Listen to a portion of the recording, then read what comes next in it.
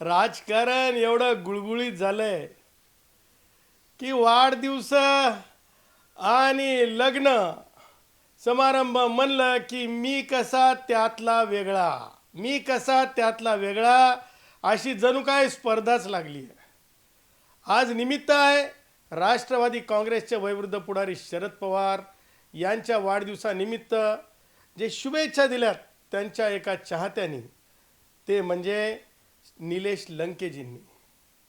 आता प्रत्येकाला मी जसं म्हणालो की मी कसा वेगळा हे दाखवायचा अट्टासच झालाय जणू काही, परंतु मला त्या निमित्तानं आज माझी वात्रटिका राष्ट्रवादी काँग्रेसचे वयोवृद्ध पुढारी शरद पवार यांच्या वाढदिवसाप्रित्यार्थ गुदगुल्या तर मी बोलल्याशिवाय होणारच नाहीत ना.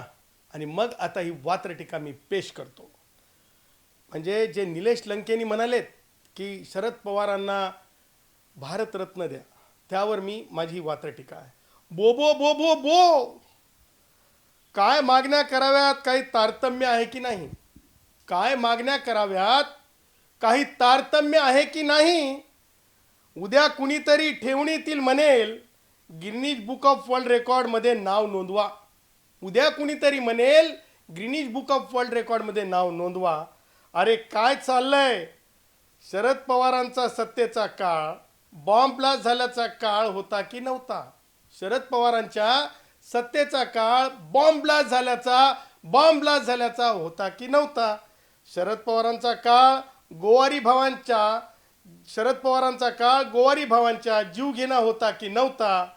शरद पवारांच्या सत्तेचा काळ आज तगायत मराठवाडा विद्यापीठाचे नामांतर न होऊ देण्याचा काळ होता की नव्हता? शरद पवारांचा काळ मराठा राजकारणी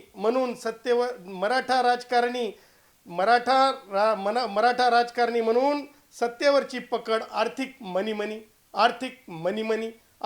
मनी निब्बर करणारा, सहकारी संस्था भरभरून त्यांच्या पदरात टाकणारा होता की नाही? माझ्या मते व्यक्तिगत बोलायचं झालं तर राज्यशास्त्राच्या विद्यार्थ्यांसाठी निगेटिव्ह पॉलिटिक्स नावाचा ग्रंथ शरद पवारांच्या राजकीय जीवनावर लिहून अभ्यासासाठी असू शकेल. परंतु एखाद्या विद्यापीठाने डिलीट देण्यासाठी सुद्धा शरद पवारांचा राजकीय अस्तित्वाच्या आधारे, कार्याच्या आधारे पात्र धरता येणार नाही असे माझे मत आहे.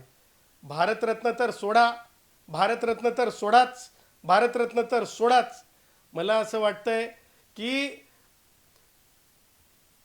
राष्ट्रवादी काँग्रेसचे वयोवृद्ध पुढारी यांना ह्या निमित्तानं जीवेत शरदम.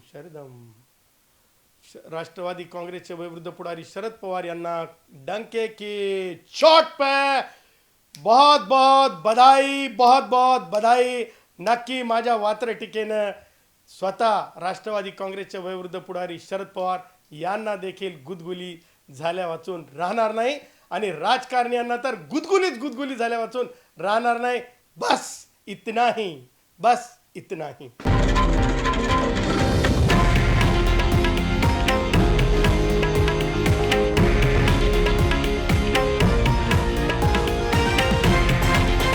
हे आहे देशातील नंबर 1 न्यूज नेटवर्क आणि आपण पाहत आहात TV9 मराठी, एकमेव.